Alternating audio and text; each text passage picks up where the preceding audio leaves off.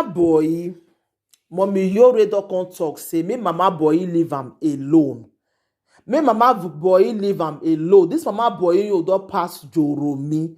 Hello everyone, welcome back to my YouTube channel. If you have not subscribed, my darling people, please do subscribe and smash the notification bell. Thank you and God bless you. My darling people, my correct people. This video today na about mama boy.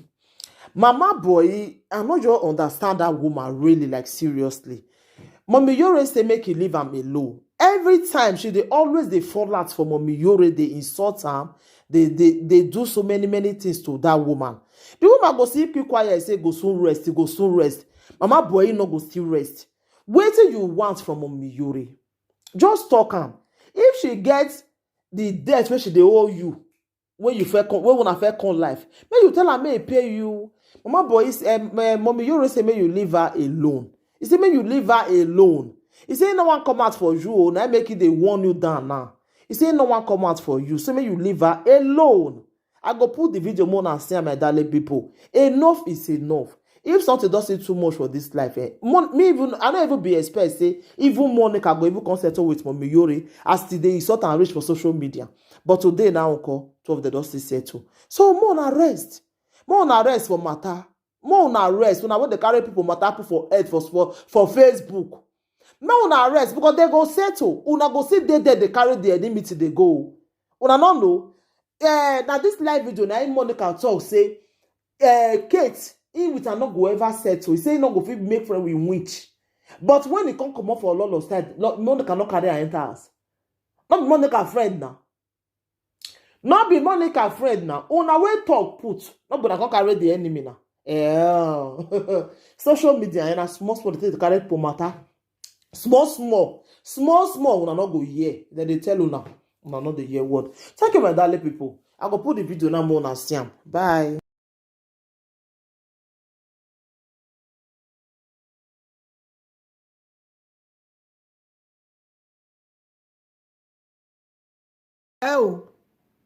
Gbe kan we waja pakma je ma bi egbe ke no me bia ke ya uja pakma je ya egbe ke gwa lo be no aye were gbegbe ya yun po azon gbo e magbon. Hello, mommy, you're at top side to me, mommy. Mommy, you say someone who don't where na mommy. Me mari jere what am I not say? It's too much. Olivier Bana, when I get to Olivier touch your Olivier. No, don't Olivier Menariati. We can't wait. If you have a muk beji, one zero tornado, one ze. I'm again why. Well, live and who ban with you wherever I need it. What's the life to when you be a coward to have going with Wago Whopper? Any women in a Whopper. Walkway via never garson who drive me the diagbe. Do get them up of a bow no woo. By now, I will neck beway. Who neck beway? Cause one more bubble. One more bubble. Or 100%. Massa me junuta. Or when you know what winning walk back. Never yana what tie is true. Walk bay. Now Zek boy, Magmo. Uta when you are moving when we are big bad. Or send you not bear one me, or you gonna go marry. Uma run with a picture. What mean you time away? What are you call? Bene gbeke mu okpa nike bi nike ruwe awu se na tamuru okpa ina wo ko na we ma oni robi o me se tu wisi ma ina we ma oni robi ina we bi no ya go me we no ya robi o gyan ina ma like ina ma oni robi ina no ye no bovi eme yes ina we no ye no bovi eme oni mi no ti aro mo rio ni go bi egbon no gwije gun ko si ga gwije gun ija asowu no gwije gun. Because he did don't money quiz of us you any jawa me very well. Every time. I don't win live video. Do what we live video walawa.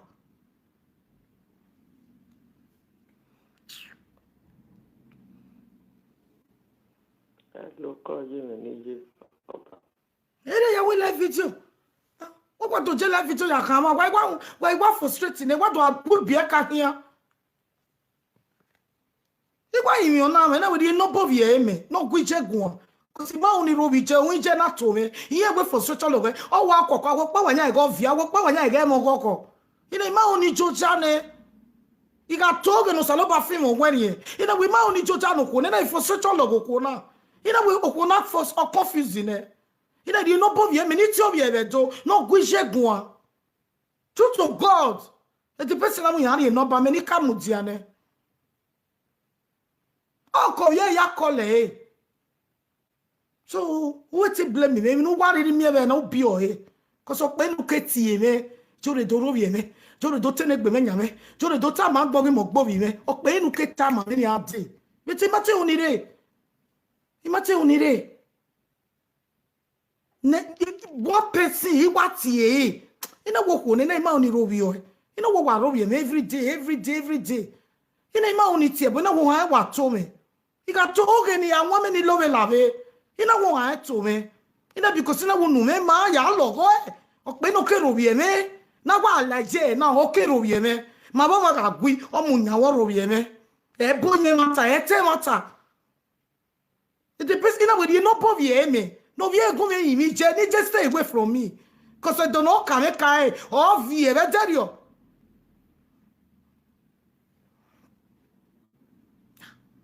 Okay, ama dahi very on ya.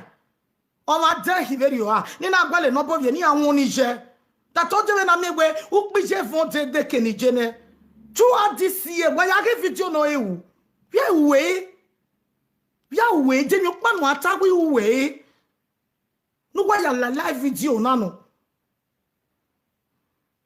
Right from time. O ya him o call. Because ti aka ma ba no gu pa me go pa.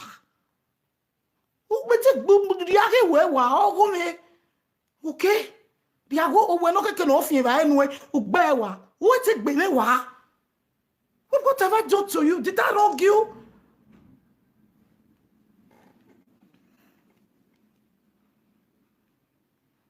E what your hana ina bo ku na o pe no kero bi o me ye ya ro bi o ya tene gbe nya e o sa lo ba no na mata o ga wash me when you done o teme o done na go ku na me no ya ro bi me ma la ke yi ga kun eri o e ki ala ke bi wa we o ro eva gbe o gi ase wa wa to o wa ze nya o ya me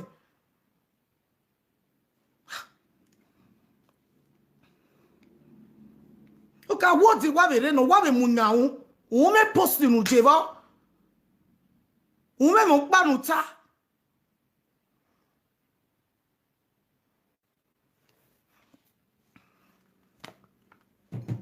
Okay, we believe you. We devil no ego.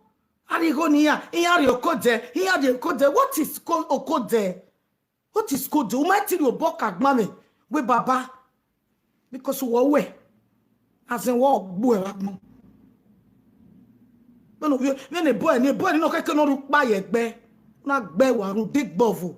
Ugwale ikunu aya ahun na bupo. A ko mo ni gugu. Gwadukun ya sale ne bo aya mu gonu una jo we ya le awe na mo na gbon na awukun nu una mo we no pagian ya lukun are you mad? Those are the things we have where did there ina go ko ne ma oni gwagun ima oni gwagun wa you no bo ye me o me say 2 weeks I 10 days iya no bo ye cuz ye wo sa orere sakpo ko bi no ya wu e ma eri okwo ba ya wu also sabana we di gbiti ani ju egbe asen wo gbo e asagbon zeimi pero we ni wa mase o we no keke no rupa that we ni ragbon sefi no we na zu ona e o ma gwa lo nwe go dori e we sere o se una ya gbegbe aga wupo ukun na ya mi go wupo na yo we ya nle mota ya mu ya ni we e me no gele sunu no a o me so mu mi ari ni we wa nekun wa gbon ane wa yo wa ebi no wa mi ebe no wa mu e ko so hu egele wa mu me ere ko ba ya nya je yegbe be no na igba iseti me be nakina e ko ba no mu je ne to ameme gbeli kin aye ko so ma water e o ma water ariana ya be o ma water Oma what? 4. I want to back calling do nobody should call me because of this matter. Oma what? Okpeni ke le okpeni ke ni ke avoid cause all I to me. But you don't watch away. Ye to egbe. We get face again no ya oma avieta on na. If it's okay kwoko, e man go do mano. You know, on a vivo vie. Brother, do watch him, Itoria. Yata ma webe. You know, walk on, you know, with vivo vie. You know, we peace. You know, we maunity, but never to Warobian every day. Yeah, we whoba. Oh, Warobian, why we Momiario, Yat, take me to anywhere. You're present. You're present.